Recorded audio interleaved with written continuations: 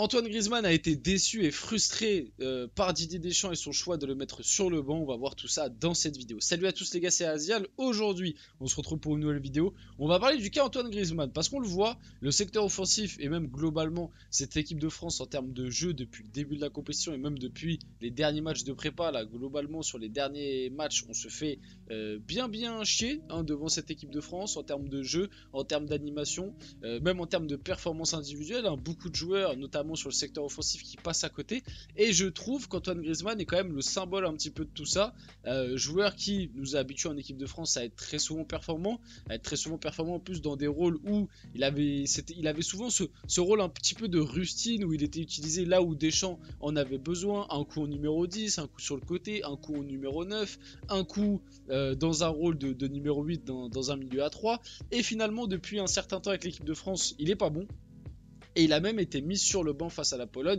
Et du côté d'Antoine Griezmann, on serait très déçu et frustré de ce choix. Et on en voudrait un petit peu à Didier Deschamps. Donc on va en parler dans cette vidéo. Bien évidemment, avant que la vidéo commence, n'hésitez pas à la liker, à commenter, à partager et à vous abonner. Ça fait toujours plaisir et ça aide pour le développement de la chaîne. Et nous, on va pouvoir y aller dès maintenant. Donc commençons tranquillement à rentrer dans cette vidéo par l'information sortie par l'équipe. Antoine Griezmann est frustré et déçu par le choix de Didier Deschamps de le mettre sur le banc. Griezmann n'avait plus démarré un match de grande compétition sur le banc depuis l'Euro 2016. Alors déjà, on va débattre un petit peu du cas Griezmann sur le banc. Est-ce que le choix de Deschamps était uniquement physique et c'était dans un rôle de reposer Griezmann, etc. C'est ce qu'on a vu beaucoup passer. Beaucoup de gens pensent que si Griezmann a été sur le banc lors de ce match face à la Pologne, c'est uniquement parce que physiquement il était peut-être un petit peu émoussé, un petit peu fatigué et que c'était juste pour le reposer. Moi, mon avis, je ne partage pas trop cet avis-là, pour la simple et bonne raison que face à la Pologne, on avait une équipe de France titulaire. Je pense qu'il y a d'autres joueurs qui étaient titulaires face à la Pologne qui étaient aussi émoussés et on s'en est vite rendu compte pendant le match. Adrien Rabiot, je pense qu'il était émoussé. N'Golo Kanté, je pense qu'il était émoussé. Même défensivement, Théo Hernandez, on l'a vu qu'il était bien cramé. Et pourtant, ces mecs-là ont démarré. Alors que tu avais aussi des options viables. Ce que je veux te dire par là, c'est que tu pouvais carrément, à la place de Rabiot, mettre un Camavinga. Tu pouvais carrément, à la place de Théo Hernandez, mettre un Ferland Mendy. Tu vois, tu avais quand même des options qui sur le papier étaient viables. Et là, Deschamps a pris la décision d'enlever Antoine Griezmann de ce 11 et à la place mettre Bradley Barcola, qui est une option très risquée, une option qu'on appelait de nos voeux, en tout cas je pense la plupart des supporters français, mais pour moi ça envoie quand même un message qui est assez significatif, c'est que je pense que Deschamps a voulu tester un truc lors de ce match et que il est déçu tout simplement, et de toute façon on en avait déjà parlé sur la chaîne. Moi je pense que Deschamps est réellement déçu des dernières prestations d'Antoine Griezmann. Je pense qu'Antoine Griezmann en est conscient aussi, il l'avait même d'ailleurs dit je crois après les premiers matchs de préparation qu'il n'était pas au meilleur de sa forme actuellement et qu'il allait essayer de faire mieux pour l'Euro 2024, sauf que pour l'instant, je suis désolé, mais les deux matchs de Griezmann face à l'Autriche et même là, ça rentrait face à la Pologne, mais pour l'instant, les minutes qu'a eu Griezmann lors de cet Euro 2024, c'est très en dessous du niveau d'Antoine Griezmann qu'on a eu sur les dernières années. Alors est-ce que c'est une question de physique ? Peut-être. Maintenant, l'excuse de tout le temps tout remettre sur le physique, moi j'aime pas trop ça, parce qu'en fait, toutes les équipes et tous les grands joueurs sont émoussés à ce stade-là de la compétition et de l'année. Tu vois, les Allemands, ils ont aussi des joueurs qui ont fait 50-60 matchs. Les Anglais, ils ont aussi des joueurs qui ont fait 50-60 matchs. Et d'ailleurs, ça se voit aussi dans leurs prestations peut-être. Les Portugais, t'en as aussi pas mal qui ont bien joué cette saison. Les mecs de City et tout. Donc en fait, toutes les grandes nations, quasi, et même certaines petites, mais la plupart des nations de cet Euro 2024, ils ont des joueurs fatigués, ils ont des joueurs émoussés. Pourquoi on voit des joueurs d'équipe de France aussi mauvais, aussi fatigués, et surtout à Antoine Griezmann?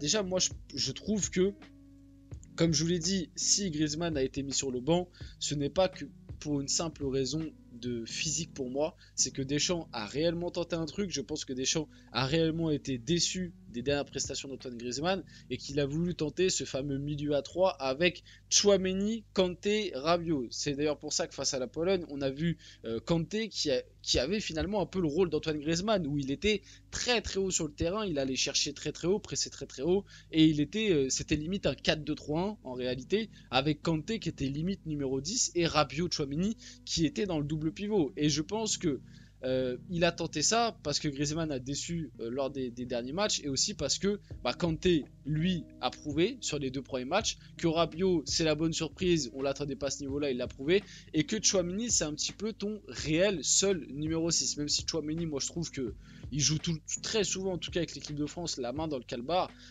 Franchement, les 2 matchs de Tchouaméni, moi je l'ai pas trouvé bon du tout. Mais maintenant, en termes de profil, c'est ton seul réel 6, même si je trouve que la meilleure animation qu'on a eu au milieu de terrain depuis le début de la compétition, c'était lors du premier match face à l'Autriche. On avait eu Kanté en 6 avec Rabiot et Griezmann un ton plus haut. Maintenant, dans l'esprit de Deschamps, j'ai bien l'impression qu'il compte garder Tchouaméni. Donc la question va se poser, est-ce que Griezmann est définitivement sorti du 11 ? À voir, je ne pense pas quand même, mais on le voit de son côté, il est quand même déçu et frustré de ce choix-là, d'être sorti face à la Pologne. Surtout que c'est quelque chose de très rare. Moi, je pense pas que ce soit qu'une question de physique, comme je vous le dis. Je pense vraiment que ça a été un choix réfléchi de Didier Deschamps, qu'il a voulu tenter un truc sans Griezmann parce qu'il a été déçu des prestations.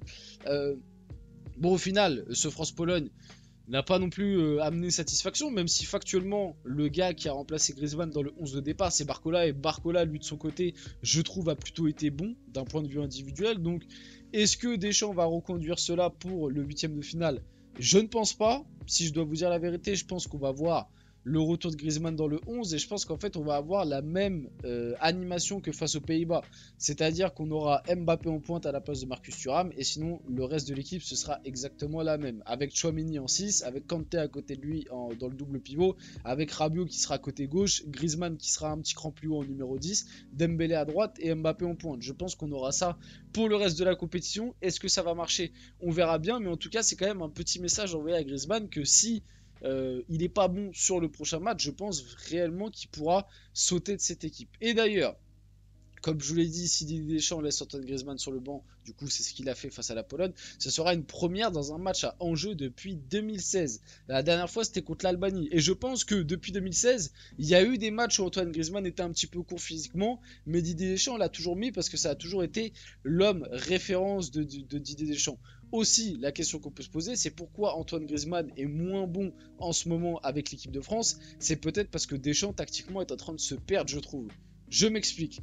On l'a vu depuis un certain temps, même via les infos qui sortent. Didier Deschamps veut absolument trouver un équilibre et surtout trouver un style de jeu, une tactique qui fera qu'Mbappé ne défendra pas et qui mettra Mbappé dans les meilleures conditions. Et moi je trouve qu'en voulant tout le temps mettre Mbappé dans les meilleures conditions, en changeant des trucs tactiquement, en rajoutant des milieux de terrain, en laissant Mbappé sur la pointe de l'attaque libre, il peut dézoner où il veut, etc.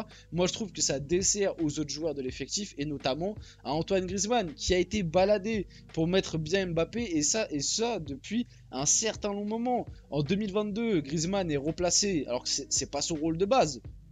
On le rappelle quand même, Griezmann c'est de base un second attaquant ou alors un numéro 10. Lors de la Coupe du Monde 2022, Griezmann a été replacé en numéro 8 dans un milieu à 3. Pourquoi? Pour permettre à Mbappé de se décharger entre guillemets de tâches défensives. C'était ça la raison de base, c'était de mettre Griezmann, Dembélé, Giroud et Mbappé tous ensemble, et Griezmann devait un petit peu se sacrifier, venir défendre, et Giroud aussi descendre très bas pour défendre, pour empêcher à Mbappé de défendre et le laisser un cran plus haut pour exploiter les contre-attaques, etc.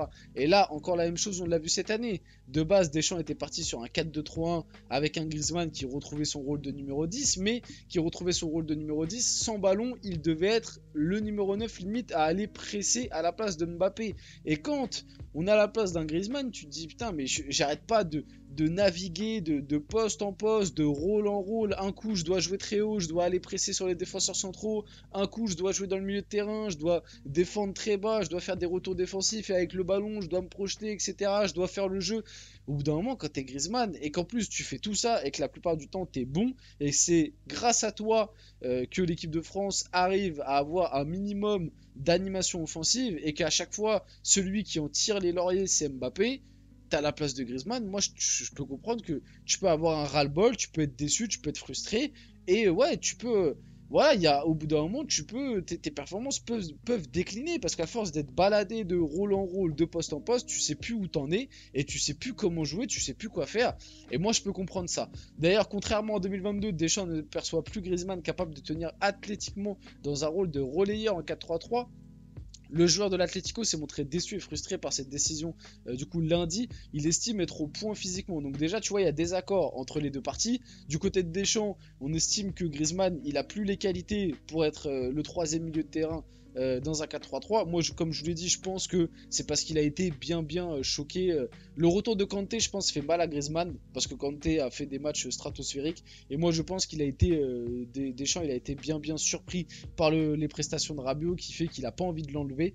Et puis tu as le retour de Tchouaméni qui est ton seul Real 6, donc celui qui en pâtit automatiquement, bah, c'est Antoine Griezmann. On va finir la vidéo là-dessus, j'espère que cette vidéo vous a plu, si c'est le cas n'hésitez pas à la liker, commenter, partager et vous abonner les gars, c'était Asial, on se retrouve très rapidement pour une prochaine vidéo.